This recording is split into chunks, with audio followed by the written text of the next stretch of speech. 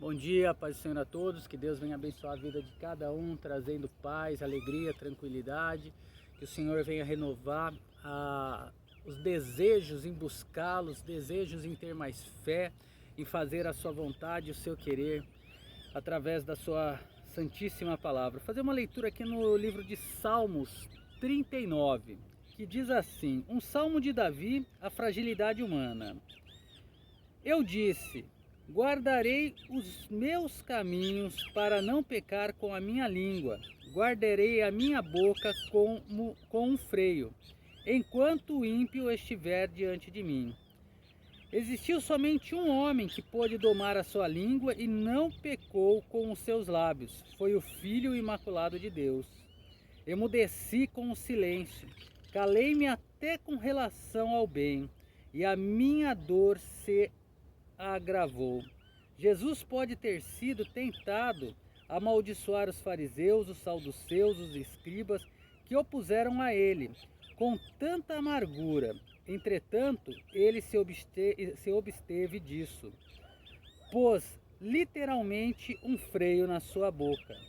Seus inimigos podem ter acreditado que seu silêncio demonstrava uma carência de inteligência. Entretanto, seu silêncio era pela misericórdia e graça de Deus. Se Jesus tivesse pronunciado juízo, eles teriam sido destruídos imediatamente. Esquentou-se-me o coração dentro de mim, acendeu-se um fogo em minha meditação. Então proferi com a minha língua. É difícil para o estudante da Bíblia imaginar a humanidade do Filho de Deus. Houve a tentação de sair da vontade de Deus com respeito de seus inimigos. A cólera da indignação justa ardia em seu coração. Entretanto, se ele houvesse cedido a ela, teria sido desastroso. Faça-me saber, Senhor, o meu fim e qual será a medida dos meus dias para que eu sinta quanto sou frágil. Vemos nisso a plenitude da encarnação. Deus se faz homem. Como Deus, ele era ilimitado. Como homem, ele foi muito limitado, quer dizer frágil. 2 Coríntios 13:4 fala sobre isso. Eis que fizestes os meus dias como um palmo. A minha idade é como nada diante de ti. Na verdade, todo homem que vive é uma completa vaidade. Que repreenda para o homem orgulho, avaro, exigente, adulado e arrogante. Na verdade, todo homem anda numa vã aparência e certamente em vão se inquietam, acumulam riquezas e não sabem quem as recolherá. Fora de Cristo, o homem anda em trevas. E agora, Senhor, o que esperarei? A minha esperança em Ti está. Em outras palavras, qual é o meu propósito na vida? A pergunta é feita e a resposta é dada. Minha esperança está em Ti. Livrar-me de todas as minhas transgressões, não me ponhas por escárnio dos insensatos. Em outros salmos é dito que os ímpios falaram coisas perversas contra ele. Apesar de tudo, por sua maravilhosa graça, ele tomou sobre si o pecado que deles cometeram, pois acusaram-no falsamente. E ele confessou isso como se fosse seu próprio pecado.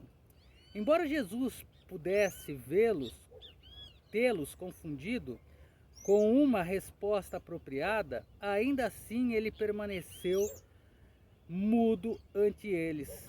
Seu coração foi comovido por compadecer-se deles, ao mesmo tempo que ele sentiu a mordacidade na crueldade de suas palavras. Embora mudo ante os homens, ele foi eloquente entre Deus. Emudeci, não abri a minha boca, porquanto tu fizestes. Foi a vontade de Deus que Jesus não respondesse a seus acusadores. Tira de sobre mim a tua praga, pelo golpe da tua mão sou consumido. O conhecimento que Jesus tinha, que lhe foi dado pelo Pai, não o fez insensível ou estoiço. Se tivesse sido assim, ele não teria sido humano, mas ele foi plenamente humano. E como consequência disso, ele pediu para ser aliviado da pressão daquela mão de aflição. Embora reconhecesse a justiça disso e citasse a sua própria preciosidade para Deus, ele rogou para ser fortalecido e prosseguir neste caminho de aflição, até que o dia alvorecesse, quando então ele voltaria para a glória de onde veio e consequentemente não viria a sofrer mais. Com castigo sobre o pecado tu corriges o homem e fazes consumir a sua grandeza. Como a traça, assim todo homem é vaidade. Como ele teria que ser realmente homem, teve que tomar sobre si os castigos, que exigia a justiça divina pelo pecado. Sob este castigo não havia nele nenhuma beleza para que o desejassem. Isaías 53:2. Ouve, Senhor, a minha oração, inclina os teus ouvidos ao meu clamor. Não te cales perante as minhas lágrimas, porque sou um estrangeiro e peregrino contigo, como todos os meus pais. Estas mesmas palavras com que muito frequentemente clamam ao Pai, foram colocadas aos pés de Deus por seu Filho unigênito, que tomou o nosso lugar na cruz. Poupa-me até que tome forças, antes que me vá e não seja mais. Tal como Davi implorou por piedade, o filho de Davi implora por força ao Pai, as quais na realidade não para nós, pois sem essas forças não poderíamos perseverar.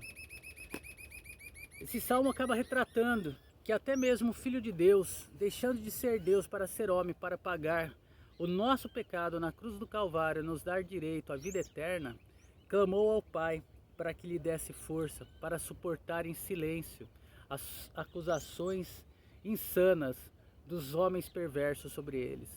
Que nós possamos ter sabedoria e discernimento. Sei que é difícil, mas que nós venhamos a nos calar e deixar que Deus venha agir.